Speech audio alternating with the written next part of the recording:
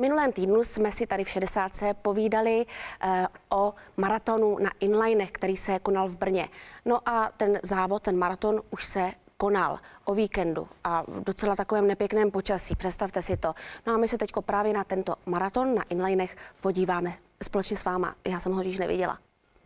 Trať, na které se při mistrovství světa silničních motocyklů prohánějí takové hvězdy jako Casey Stoner nebo Valentino Rossi, tentokrát patřila milovníkům populárních inlineů. Přestože počasí je opravdu šílené, fouká studený vítr a dokonce i mrzne, tak na brněnský Masarykův okruh i díky televizi Barrandov dorazilo několik stovek závodníků. Účastníci netradičního závodu z České republiky, Slovenska i Rakouska mohli závodit sami za sebe nebo v týmech. Závod hlavní kategorii de facto tak je závod týmů. Tým může obsahovat od 1 do 5 jezdců, záleží na zvážení každého. A pak máme kategorii jednotlivců, kde to vlastně absolvují celý 5hodinový závod sami. To, že teplota klesla až na bod mrazu, závodníkům příliš nevadilo. Jsou 2 stupně nad nulou, nevadí? Ne, nevadí. Ono v tom kopci se člověk ohřeje, takže to žádný problém není. A zima teda není? Pokiaľ sa jazdí, tak nie, ale keď človek stojí, tak určitě je. Jak se zahříváte?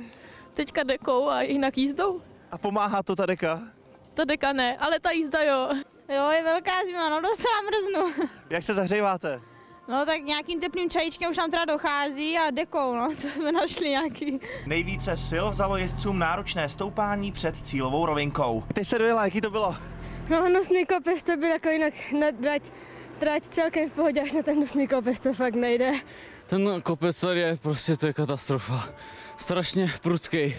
Na kilometr 73 metrů převýšení, to je strašně vyčerpávající. Vítězem se nakonec stal Petr Choc, který ujel během 5 hodin neuvěřitelných 22 okruhů, tedy v součtu více než 120 kilometrů. Ale já mám přesnou informaci, proč těm jezdcům na těch inlinech, na tom okruhu bylo teplo. Proč? No, protože s nimi ve skupině jel i Pavel